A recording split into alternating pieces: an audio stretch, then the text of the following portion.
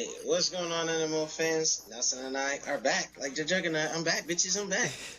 We're coming at you with our impressions of DOA 5. And as you know, Nelson and I, through the miracle of having, favor with doing, weekly VCasts online and podcasts and everything, we're privileged to get our hands in with DOA 5 early and got to beat the game, got to play online, run a couple streams with it.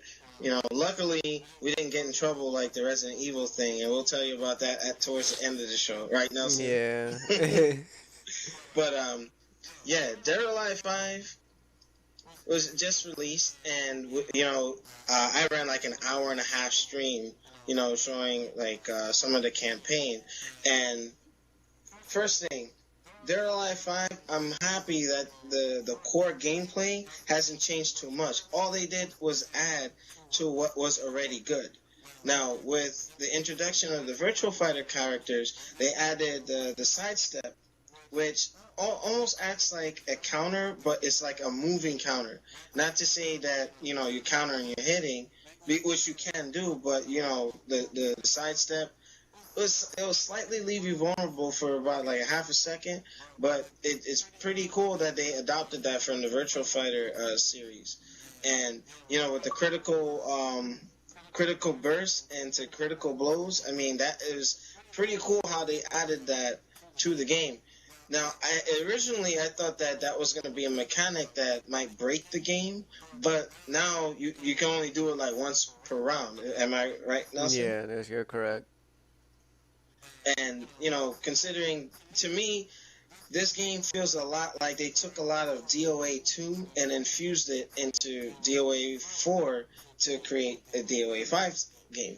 Now, Nelson, what are your impressions on the gameplay itself? Well, it's definitely a big change up from Dead or Alive 4 and, of course, my favorite version, DOA 2 Ultimate. It definitely feels that it's been upgraded in every way possible, even down to the move list. The characters really don't necessarily feel the same, but they made it essential to Hayabusa.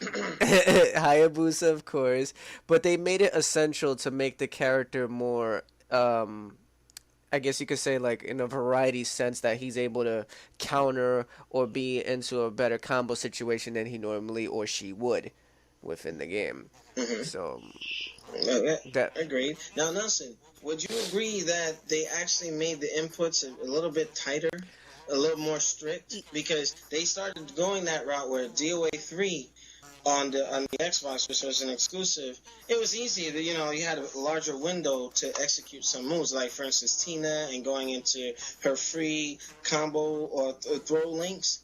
Now, when DOA 4 came out, you had to really, like, hit it, do it, like rock, paper, scissors, and this one's even more strict. Did you notice that when we were playing the game? Yeah, the reason why it's like that, because you gotta remember, Sega did partner up with Tecmo this time around to add the 3 exclusive Virtual Fighter characters, and the only way that those characters could be implemented in the game if they took some partially of the Virtual Fighter 5 engine and used those characters. So if by far right now, Virtual Fighter the series is the most technical 3D fighter out right now, and the most tightest controls when it comes to like 3D fighting ever. So they had to implement that within DOA 5, and that's why you see, like, if you play Virtual Fighter 5 Final Showdown, which is out on arcade and PlayStation Network,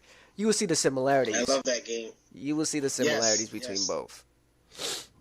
And in doing that, now that's going to force people to train a lot more. Like, for instance, Nelson, you and I are really good at DOA. Right. And I feel I'm struggling with the game just a little bit. I mean, you can still play it like past games because it is a DOA game. Right. But, the creators and Itagaki, when he was still with the group, they actually had Virtual Fighter not laid the foreground for this series, then we wouldn't have Dead or Alive. So there's a lot of similarities with just how the game plays, and that's why Akira and Bryant and Pai can flow right into it, you know.